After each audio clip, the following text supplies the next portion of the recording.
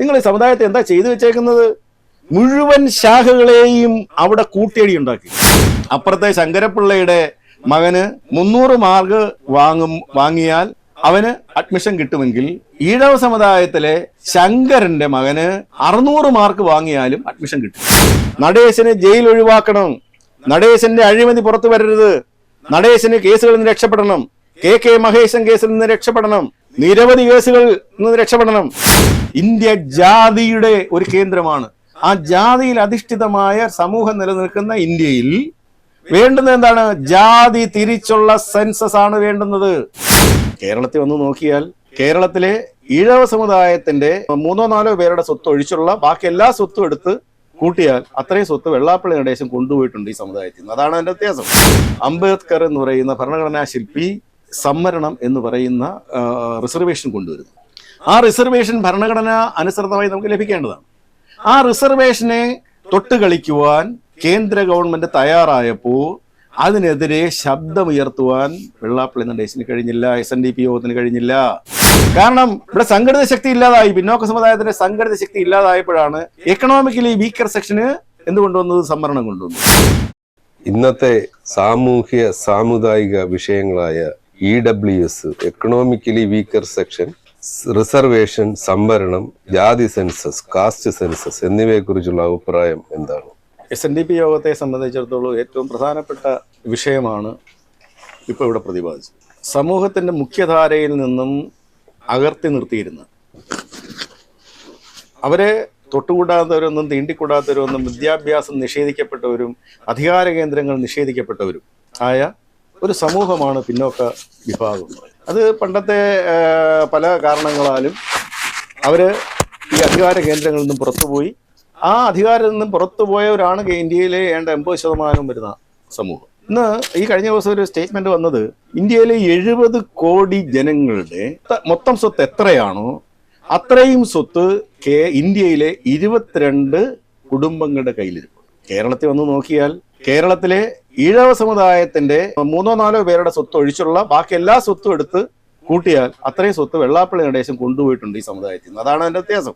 അപ്പോ ഈ സമൂഹത്തിന്റെ മുഖ്യധാരയിൽ നിന്നും മാറ്റി നിർത്തപ്പെട്ട, ഉദ്യോഗരംഗത്ത് നിന്ന് മാറ്റി നിർത്തപ്പെട്ട, പൊതുസമൂഹത്തിൽ നിന്ന് മാറ്റി നിർത്തപ്പെട്ട ഈ സമൂഹത്തിന്റെ അവഗണനയും എല്ലാ ദുരന്തങ്ങളും അനുഭവിച്ച ആളുകളെ മുഖ്യധാരയിലേക്ക് കൊണ്ടുവരുന്നതിനാണ് ഭരണഘടനയിൽ അംബേദ്കർ എന്ന് പറയുന്ന ഭരണഘടനാ ശില്പി സംവരണം എന്ന് പറയുന്ന റിസർവേഷൻ കൊണ്ടുവരുന്നു. ആ റിസർവേഷൻ ഭരണഘടന അനുസൃതമായി നമുക്ക് ലഭിക്കേണ്ടതാണ്. ആ റിസർവേഷനെ തൊട്ട് കളിക്കുവാൻ കേന്ദ്ര ഗവൺമെന്റ് തയ്യാറായപ്പോൾ അതിനെതിരെ ശബ്ദമുയർത്തുവാൻ വെള്ളാപ്പള്ളി നടേശന് കഴിഞ്ഞില്ല, SNDP യോഗത്തിന് കഴിഞ്ഞില്ല. നിങ്ങൾക്കൊരു കാര്യം ആലോചിക്കണം. പണ്ട് അടിയന്തരാവസ്ഥ പ്രഖ്യാപിക്കുമ്പോൾ ആ അടിയന്തരാവസ്ഥക്കെതിരായിട്ട് അന്ന് PS വേലായുധൻ നടത്തിയ ഒരു പ്രഖ്യാപനമുണ്ട്, ഇന്ദിരാഗാന്ധി യക്ഷിയാണ്.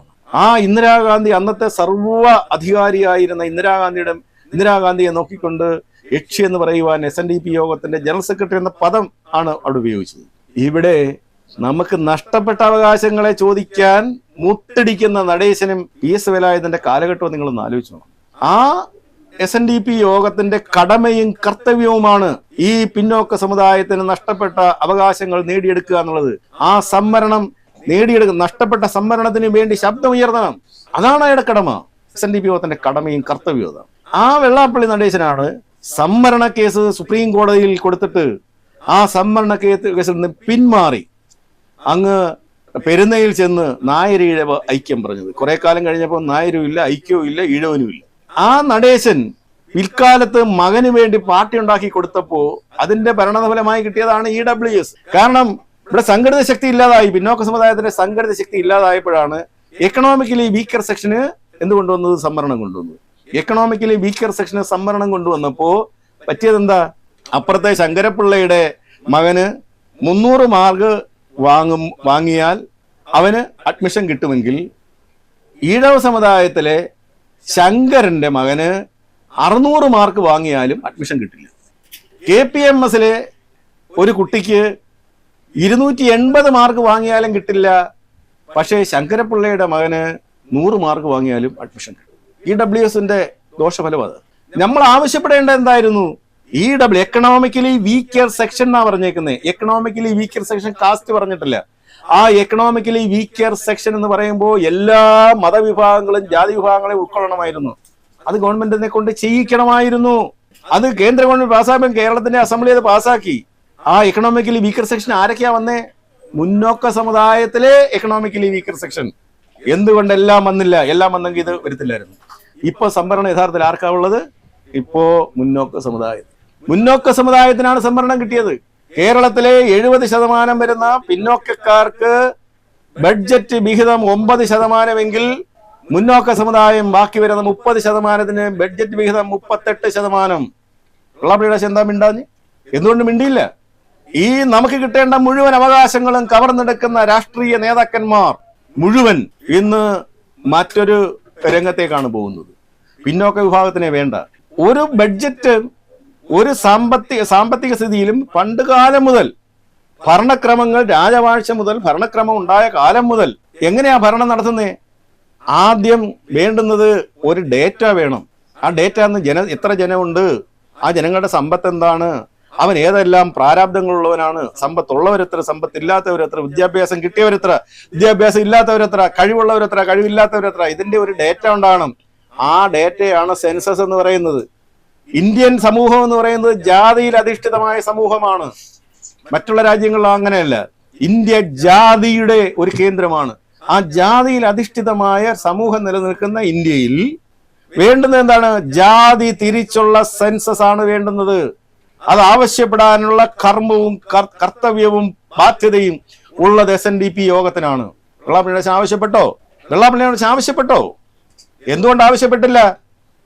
അത് ആവശ്യപ്പെട്ട ED പിറ്റേന്ന് വീട്ടിൽ വരും, ഇൻകം ടാക്സ് പിറ്റേന്ന് വീട്ടിൽ വരും. അതാണ് കഴിവില്ലാത്തവ. കഴുതയുടെ പോലും തന്റെ ഇടമില്ലാത്ത നടേശൻ, ഈ പ്രസ്ഥാനത്തിൽ ഇരിക്കുന്നത് കൊണ്ട് മാത്രമാണ് ഈ പ്രസ്ഥാനം ഇന്ന് തകർന്ന് തരിപ്പണമായത്. അപ്പൊ ജാതി സെൻസസ് വളരെ അത്യന്താപേക്ഷിതമാണ്. ജാതി സെൻസസ് നടത്തിയേ മതിയാവൂ. ഇന്ന് പല മുന്നണികൾ എന്ന് പറയുന്നുണ്ടെങ്കിലും ആ പ്രകടന പത്രിക ഒഴിച്ചാൽ ഒരു പ്രചരണത്തിലും ജാതി സെൻസസ് നടപ്പിലാക്കുമെന്ന് ആരെങ്കിലും പറയുന്നുണ്ടോ? നിങ്ങൾ നോക്കുക. അപ്പൊ ആ സെൻസസ് അത്യന്താപേക്ഷിതമായ ജാതി സെൻസസിനെ പറ്റി മിണ്ടാട്ടമില്ല. അത് നടപ്പിലാക്കണ്ട എന്ന് പറയുന്നവരുടെ കൂടെയാണ് നടേശൻ. എന്തിനു വേണ്ടി?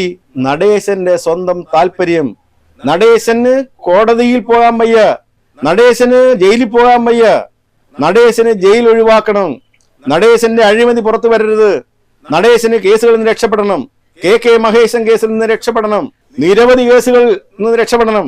ചിലപ്പോൾ ശാശ്വതാനന്ദ കേസ് പൊങ്ങി വന്നാലോ പേടിയുണ്ട്. അപ്പോ വെള്ളാപ്പള്ളി നടേശൻ എന്ന് പറയുന്ന ആൾ ഒരു വ്യക്തിയല്ല. SNDP യോഗത്തിന്റെ ജനറൽ സെക്രട്ടറിയുടെ കസേരയിൽ ഇരിക്കുന്നെങ്കിൽ അതിന്റെ വൈസ് പ്രസിഡന്റ് ആണ് അയാളുടെ മകനെങ്കിൽ ആ മകന്റെ ഉത്തരവാദിത്വമാണ് ജാതി സെൻസസ് ആവശ്യപ്പെടേണ്ടത്. കോട്ടയത്ത് മത്സരിക്കുമ്പോൾ SNDP യോഗത്തിന്റെ വൈസ് പ്രസിഡന്റ് എന്നുള്ള നിലയിൽ ജാതി സെൻസസ് നടപ്പിലാക്കണമെന്ന് ഒരു യോഗത്തിൽ പ്രസംഗിക്കാമോ തുഷാറിന്? BJPയുടെ നേതാക്കന്മാര്, സുരേന്ദ്രൻ ഉൾപ്പെടെ നേതാക്കന്മാരെ വെച്ചുകൊണ്ടൊരു യോഗത്തിൽ നിങ്ങൾ ആവശ്യപ്പെടാമോ ജാതി സെൻസസ് നടപ്പിലാക്കണമെന്ന്? EWSൽ എല്ലാ സമുദായത്തെ ഉൾപ്പെടുത്തണമെന്ന് നിങ്ങൾക്ക് ആവശ്യപ്പെടാമോ? സംവരണം നഷ്ടപ്പെടുത്താതിരിക്കാനുള്ള നിയമം ഉണ്ടാകണമെന്ന് നിങ്ങൾക്ക് ആവശ്യപ്പെടാമോ? ഈ സമുദായം ആവശ്യപ്പെടണം. അതാണ് നിങ്ങളുടെ ജോലി. ഇതൊന്നും ആവശ്യപ്പെടാതെ അതെല്ലാം സറണ്ടർ ചെയ്തിട്ട് നിങ്ങൾ പുതിയ റബ്ബറിന് ഉണ്ടാക്കും എന്ന് പറയുന്നു. റബ്ബറിന് എന്തോ ഉണ്ടാക്കാനാ? നിങ്ങൾക്ക് റബ്ബറിനെ പറ്റി എന്താ അറിയാവുന്നേ? നിങ്ങൾ ഈ സമുദായത്തിന്റെ കള്ളന്മാരാ, നിങ്ങൾ തട്ടിപ്പുകാരാ. നിങ്ങൾക്ക് EWS എന്താ നിങ്ങൾക്ക് അറിയില്ല, നിങ്ങൾക്ക് സംവരണം എന്താണെന്ന് അറിയത്തില്ല, ഈ ഭരണഘടന എന്താണെന്ന് അറിയത്തില്ല. നിങ്ങൾക്ക് ആകെ അറിയാവുന്ന കള്ളു കച്ചവടം. വളരെ ദയനീയമാണ്. എങ്ങനെ അനിൽ ചോദിച്ചപ്പോൾ അനിൽ ഒരു കാര്യം മനസ്സിലാക്കണം. എന്നും രാവിലെ എഴുന്നേറ്റ് കള്ള് ഷാപ്പിന്റെ എണ്ണവും കള്ള് ഷാപ്പിനെ പറ്റി മാത്രം പറയുന്ന നിങ്ങൾക്ക് എങ്ങനെ ഈ സമുദായത്തെ പറ്റി പറയാൻ കഴിയും? നിങ്ങൾക്കല്ലാതെ എന്തെങ്കിലും അറിയാവൂ? നിങ്ങൾക്ക് ഏതെങ്കിലും അറിയാവൂ? പുതിയ ബാർ എവിടെ തുടങ്ങണം, പുതിയ ബാറിന്റെ കച്ചവടം എങ്ങനെ നടത്തണം, എങ്ങനെ തട്ടിപ്പ് നടത്തണം? ഇതല്ലാതെ ഈ സമുദായം നേരിടുന്ന പ്രതിസന്ധിയും പ്രശ്നങ്ങളും എന്താണെന്ന് അറിയാമോ? നിങ്ങൾ ഈ സമുദായത്തെ എന്താ ചെയ്തു വെച്ചേക്കുന്നത്? മുഴുവൻ ശാഖകളെയും അവിടെ കൂട്ടിയടി ഉണ്ടാക്കി. ഒരുമിച്ച് പോയ ശാഖകളിൽ പോലും തമ്മിൽ തല്ലാണ്. യൂണിയനുകളിൽ 3 ഗ്രൂപ്പാ. ഗ്രൂപ്പ് ഇല്ലെങ്കിൽ ഗ്രൂപ്പ് ഉണ്ടാക്കും. എന്താ? നിങ്ങൾക്ക് ജനപിന്തുണ ഇല്ലെന്നറിയാം, ഈ സമൂഹത്തിന് പിന്തുണയില്ല. അപ്പൊ ആരെങ്കിലും അധികാരം മോഹിക്കുന്നവരെ നിങ്ങളുടെ കൂടെ നിർത്തണം. അതിനുവേണ്ടി നടേശൻ EWS മറന്നു, സംവരണവും മറന്നു, സമുദായത്തിന്റെ അവകാശങ്ങളും മറന്നു, സമുദായം എന്താണെന്നും മറന്നു. നിങ്ങൾക്കാകെ സ്തുതി എന്ന് പറയുന്നത് അപ്പോ കാണുന്ന ഗവൺമെന്റുകളെ, ഭരണമുള്ളവനെ സ്തുതിക്കുക, സ്തുതി പാടുക. ആ സ്തുതി പാടുന്നതോടൊപ്പം അവർക്ക് നിവേദ്യം കൊടുക്കുക. എന്താ നിവേദ്യം? SNDP യോഗത്തിൽ നിന്നും മോഷ്ടിച്ചെടുത്ത, തട്ടിച്ചെടുത്ത SN ട്രസ്റ്റിനെ കൊള്ളയടിച്ച പണം നിങ്ങൾ അവരുടെ കാൽ കീഴിൽ വെച്ചു കൊടുക്കും. ഇതാണ് നിങ്ങൾ നടത്തുന്നത്. ഇത് ഈ തട്ടിപ്പിനി എല്ലാ കാലവും നിൽക്കത്തില്ല. കോട്ടയത്തെ ജനങ്ങൾ തിരിച്ചറിയും. കോട്ടയത്ത് നിങ്ങൾക്ക് വോട്ടിൽ കൂടി മറുപടി കിട്ടും. ഇതാണ് ഈ കാലഘട്ടത്തിൽ നടക്കാൻ പോകുന്നത്.